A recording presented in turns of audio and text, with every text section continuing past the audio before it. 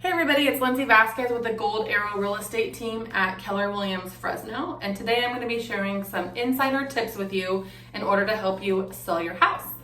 So one of the first things that we like to recommend that our sellers do is work on the home's curb appeal. It's one of the first things that buyers see when they pull up to the property and can actually make or break the decision of whether they actually want to come in and see the inside of the home. So with curb appeal, we recommend planting flowers, trimming trees, trimming bushes so that you can actually see the property from the front of the street, and even doing the lawn. That's really important, especially here in Fresno, Clovis. When we get into the summer months and the early fall, and we've had months of 90 to 100 degree weather, we want to make sure that the lawn is staying green and staying watered. So make sure that you're keeping up with the overall front maintenance and landscaping of the property. The next thing that's really important is you want to make a grand entrance. So now that buyers have seen the curb appeal and they start walking up to the front door, you want to entice them to continue to come on in. So make sure you keep the front entry well swept. Make any needed touch-up paint, replace any wood rot that might be distracting to a buyer as they're walking up to the property. Add some flowers, add some color, just entice them to come in. Maybe a welcome sign. All of that can encourage a buyer and help send the message that you have been maintaining your property and that it's going to be a good buy. The other thing that I really recommend is that our sellers work with a stager. So a home stager is going to come in, whether it's virtually now or they can also come in person, making recommendations. If it's a vacant house, bringing in furniture, making it so that the buyer can envision themselves in that space. If the home is occupied, then the stager can make recommendations on how to declutter the space, and so that the buyer has more room to walk around.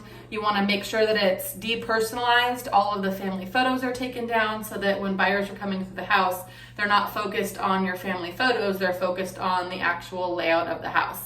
Consider getting a storage unit or packing up seasonal items that you're no longer going to be needing. If you're listing your property May, June, and July, it's safe to say that you can put away those winter coats for the season, that you're not going to be needing them. After all, you're going to be moving anyways. So space sells.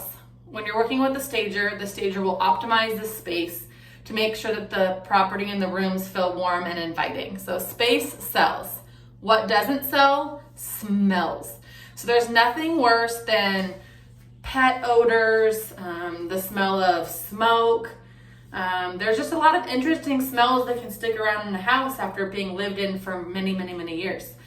JD, our buyer's agent, shared with me the other day that she went into a property and the sellers had a lot of strong air freshener or a candle on, and immediately the buyers thought that the seller was trying to hide something from them, that they were trying to cover up a smell. So an insider tip is, if you have showings coming over, try to air out the home if it's nice and warm, mild weather outside. Maybe crack a couple windows, leave the door open for a little bit before the showing comes in to freshen up the air.